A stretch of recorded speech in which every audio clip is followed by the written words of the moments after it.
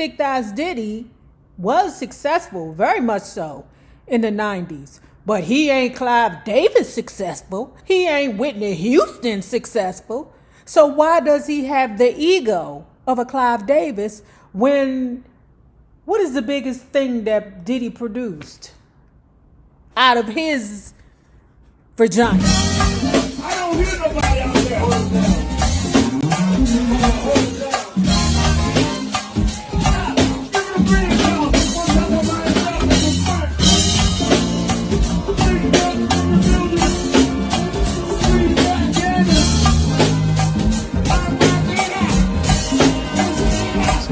About the voice.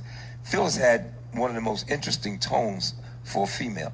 She had a low register that just ran through you, and I enjoyed her because she cussed like I did. She was a sailor, F you. I said, yeah, F you too. There's a section on one of the songs, You Know How to Love Me, where she sings this long note, and I had to do it over and over till it was right. So right after that, she said, F you. I said, well, okay, cool. So she strolls out. I said, let's take a dinner break. So while she goes out, I have one of the cats go out and get a dozen roses, tie them around the microphone. She comes back. I said, okay, we ready? She said, yeah. She walks out. I had the lights out in the recording where my microphone was. I put the lights on. She's standing in front of the roses, and she broke down crying. I mean, that's the kind of sensitivity it was, And then I just loved her. I loved her, man. Phyllis was great. Losing control caused her to become fearful. And that fear, more often than not, took the form of anger when Phyllis tried to express herself.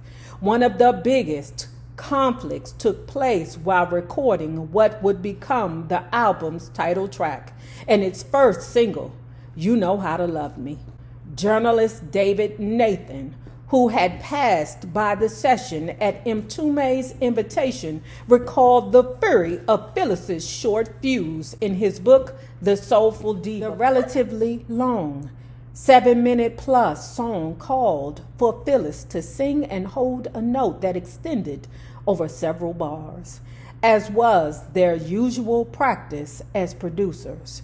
James and Reggie kept insisting that Phyllis repeat the note until they were satisfied. After about 4 or 5 takes on the exact same musical passage, Phyllis was getting mad. I'm not singing this effing thing anymore, she yelled through the recording booth. James tried to appease her. Come on, Phyllis, I know you got one more great one in there. Man, I can't sing this shiz anymore, she responded. James pushed. I promise this will be the last one. And probably out of rage and frustration, Phyllis sang the hell out of the phrase. Lucas and Mtume had written 4 songs, including the title track, especially for the project, and brought 2 more to the table that had been written by collaborators of theirs. Phyllis found 2 songs for the project on her own. This Feeling Must Be Love and Complete Me, and also contributed Give a Little More, a song she had co-written with Larry. Phyllis was frank about being viewed as a commodity by industry bigwigs such as Clive Davis, though she was wise enough not to mention him by name, at least not yet. When I got into this business, I just thought it was more different than what it is. I thought there was more sensitivity and creativity. Hell no. You are a product to be bought and sold. I cried a lot, and I was very hurt that I would be looked upon as product more than as a creative individual. Damn, I just said product. Damn, I just said it. Now, I ain't surprised that she cried. Cancers are the most evilest mother hunchies in the world. Them bitches is bullies. And they getting their feelings. And 9 times out of 10, they not being bullies to you because they hate you. It's because you done did something to hurt their feelings. Bastard. But now I realize that I am merely looked at as a business entity. Even without a monster hit under her belt, the spotlight was still on Phyllis as she prepared to release her second Arista album. Nevertheless, You Know How to Love Me did well for Phyllis. We know that. Boop, boop, boop, boop, boop, boop.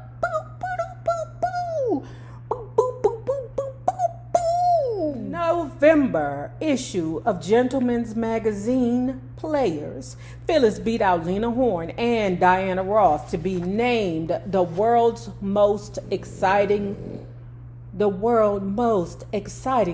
woman.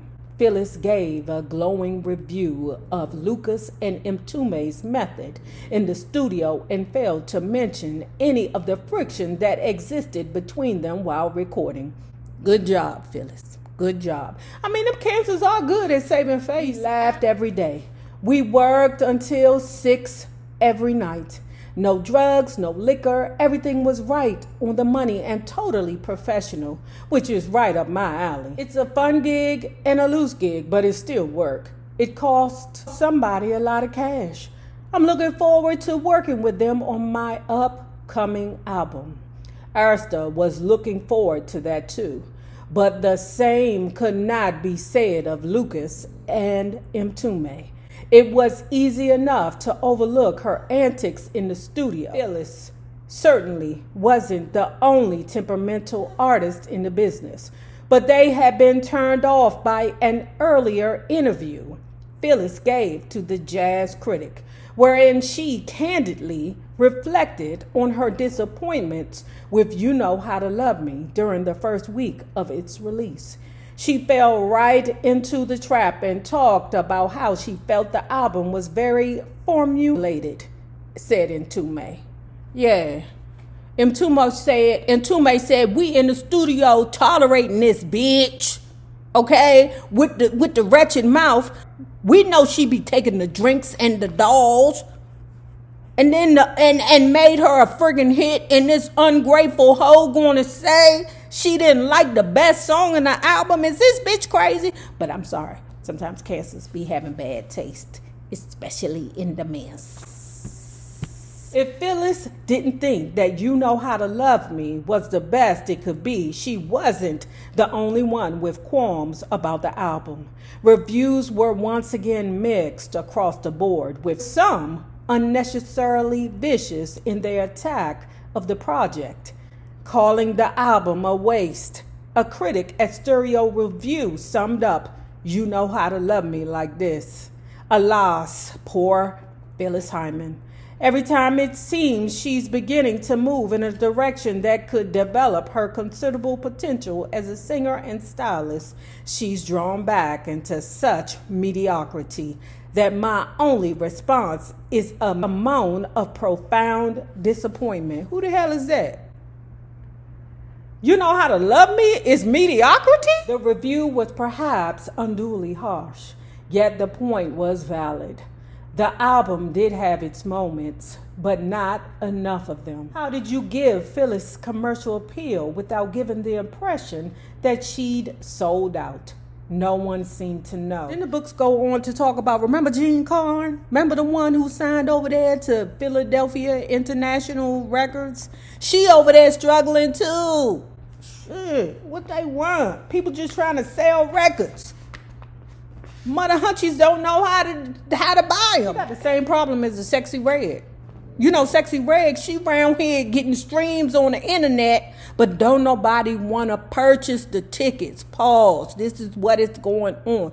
You got all these people with internet success. When they get tours, ain't nobody buying tickets. It must be a rule that Beyonce and Jay-Z made with the entertainment business. Only Beyonce can tour south of the Mason-Dixon line around tax time. Blink, do y'all know what I'm saying? Because them independents, not independents, but them dependents or two of the dependents, as much as them tickets cost, be buying Beyonce tickets. Nobody else wants to go on tour at the same time as Beyonce go on tour. This girl trying to tour, ain't nobody buying the tickets because ain't nobody got the money. When the people had the money during tax time, Beyonce went on tour. That damn Sexy Red, I said, ooh, baby. How do we take Phyllis Hyman from R&B to pop? Now, how do we get you from R&B to jazz. There was no jazz department at Arista because we know that's what Phyllis Hyman is comfortable with. Jazz. Pop dominates, not jazz. That's why Clive Davis came up with the notion that I need my artists to touch everybody. R&B and jazz, it's mostly blacks. If blacks at the time only made up 12% of America, you do the math. As Phyllis searched for her vocal center, her album continued to sell briskly. Arista issued a second single, Under Your Spell, in March. It spent 11 weeks on the charts, just grazing the top 40 at number 37. And by April, the album, despite its flaws, had sold nearly 400,000 copies. While that number easily made You Know How to Love Me Phyllis's biggest selling album to date, it was still short of the current industry market for a hit album. Gold status representing 500,000 in sales. To Andre, that goal was still attainable. Sitting in an Arista sales meeting, Perry took the opportunity to make his case when the subject turned to Phyllis. I said, we've got to get another 100,000 albums and force it out there. Get another single out and go ahead and force it gold, Perry recalled. Then we'd really be able to establish her as an artist and break her wide open. But Clive was not interested in Perry's argument or in putting out another single from You Know How to Love Me. Andre, he said, looking up from his notes, when is the new Angie Bofield album going to be ready? Perry was confused and tried to keep the focus on Phyllis. Clive, I'm talking about Phyllis's album on the verge of being gold, he said as others in the room suddenly grew silent. Clive asked again, when is Larry Rosen shipping the Angie Bofield album? The discussion was dropped, and Perry realized that at that point he had written Phyllis off. Why was Clive already tired of this talented vocalist whom he had signed to his label only a little over a year ago? For starters, he felt Phyllis was difficult, and she didn't roll over if she had an opinion or preference. Clive's ego, according to Andre, was bigger than the United States and Europe. He had already built countless careers and had introduced many newcomers to stardom. He wasn't accustomed to being challenged or questioned. Well, that explains a lot. I mean, ain't Thick Thighs Diddy the same way? But what's befuddling to me is that, okay, Thick Thighs Diddy was successful, very much so, in the 90s. But he ain't Clive Davis successful. He ain't Whitney Houston successful. So why does he have the ego of a Clive Davis when, what is the biggest thing that Diddy produced out of his vagina? Please, God, don't say Biggie. As much as I love Biggie, leave Biggie in the ground. Y'all, please stop dragging him from the depths of the earth. Phyllis, likewise, was not used to having her input ignored.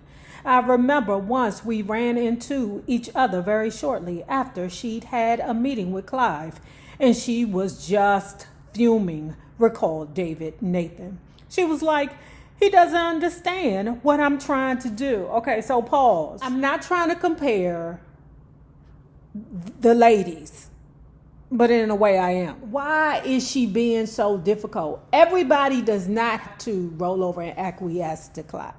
All I'm saying is, imagine if Whitney Houston was as difficult as Phyllis Hyman. We wouldn't have had a Whitney Houston. They didn't get along. And Phyllis was not a passive person, Nathan continued. When she didn't agree with something, she would say no or I don't agree. And Clive's whole thing is, how can we sell the most number of records? What did I say? How much money are you making this company and how much money are you saving this company? Not all that wham what the baby gonna do bullshit. I'm not gonna do that to Phyllis because we know that there are some mental health issues, you know. But I just have a low tolerance for wham what the baby gonna do. We just joking. Those people who want the world to pamper them and they're not acknowledging that they are being or acting like spoiled brats in a world. This is a universe. This is not your universe, you spoiled ass. Nathan theorized that Phyllis feared her black base was being sacrificed in Clive's efforts to cross her over, and she put her foot down. I think she was very conscious of the support of black audiences from the very beginning.